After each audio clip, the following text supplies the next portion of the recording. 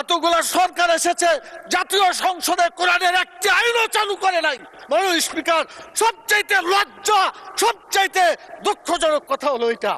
আমরা চাই আমরা এদেশে কোরআনের আইন চালু করে মানুষকে মুক্তি দেব। আমি মাননীয় প্রধানমন্ত্রীকে বলবো, আপনাকেও জিজ্ঞাসা করা হবে, আমাকেও করা হবে, বাংলাদেশে কেন নামাজ চালু করা হলো না, কেন যাকাত চালু করে ক্ষুধা দারিদ্র বেকারত্ব দেশ থেকে দূর করা হলো না, কেন ভালো কাজ চালু করে মানুষকে শান্তিতে থাকতে দেওয়া হলো না, কেন খারাপ কাজগুলো বন্ধ করে অশান্তি থেকে মানুষকে রক্ষা করা হলো না।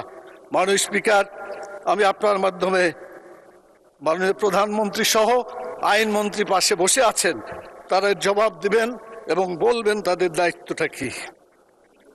এরপরে যে কথাটা আমি বলতে চাই, মাননীয় স্পিকার, সময় কম দেওয়ার কারণে কোনটা বলি আর কোনটা বোঝা যাচ্ছে না। মাননীয় স্পিকার, আমাদের দেশের সুদ, ঘুষ, মদ, জুয়া, জেনা, ব্যভিচার, চাঁদাবাজি, টেন্ডারবাজি যারা করে, এরা কোনো দলের লোক না মাননীয় স্পিকার।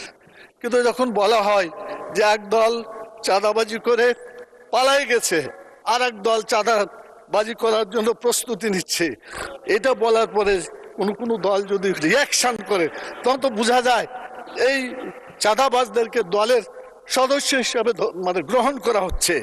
আজকে সিদ্ধান্ত হোক মাননীয় স্পিকার, চাঁদাবাজ কোনো দলের সদস্য হতে পারে না। চাঁদাবাজ চাঁদাবাজি, তাদেরকে ধরতে হবে, গ্রেপ্তার করতে হবে। আজকে বিরোধী দল এই প্রস্তাব দিতে চায় যে বাংলাদেশকে চাঁদাবাজ মুক্ত করতে হবে।